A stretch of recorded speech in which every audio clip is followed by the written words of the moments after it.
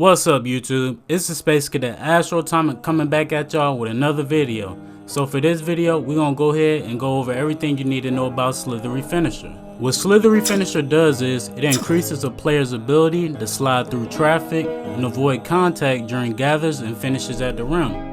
Now how I'm gonna break this down to y'all, we're gonna split it up in 3 different categories. We're gonna look at the player's ability to slide through traffic, avoiding contact during gathers, and also how it helps you finish at the rim. So first I'll show you how it looks with no badge, and after that I'll show you how it looks on Hall of Fame.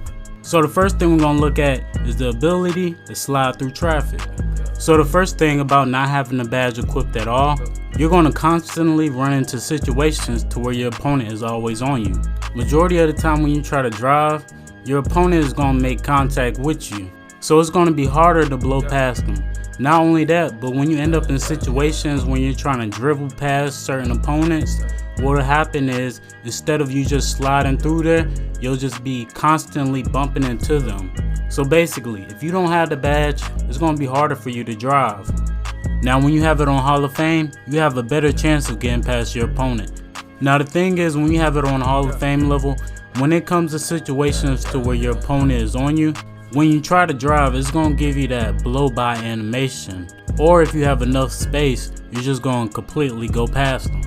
So as far as driving with Slithery Finisher, it's pretty much just gonna give you those animations to where you can get past your opponent. So now we're gonna look at the hop steps without the badge. Now the thing about not having the badge while doing hop steps is, it's gonna be harder for you to finish the hop step because there's already gonna be an opponent right there and he's gonna create contact with you, which is gonna slow you down. Not only that, but it's gonna be a tougher shot if you decide to take the shot. So pretty much if you don't have the badge and you decide to take a hop step, majority of the time if there's a person down there, they're gonna create contact with you, which is then gonna lead to a tougher shot. Now when it comes to the Hall of Fame level, it's gonna be a lot more easy to do hop steps.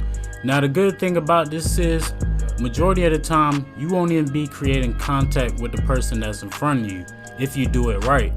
Now at times you still will get animations to where they're already on you, but a good number of the times you can simply just do a hop step and you'll go right past your opponent. Now we're gonna look at finishing at the rim. Now what some people can get confused about the badge, it says that it avoid contacts when finishing at the rim. Now what it means by avoiding contact is, basically your opponent has a less chance of contesting your shot pretty much.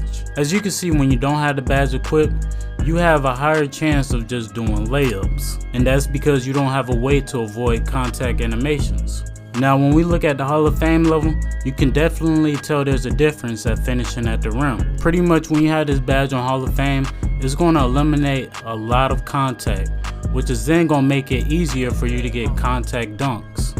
You'll definitely be able to tell a difference when finishing at the rim. This just doesn't go for contact dunks, this goes for regular dunks also. If you enjoyed the video, make sure you subscribe, like, comment. It's the Space Cadet Astroatomic, and I'm out.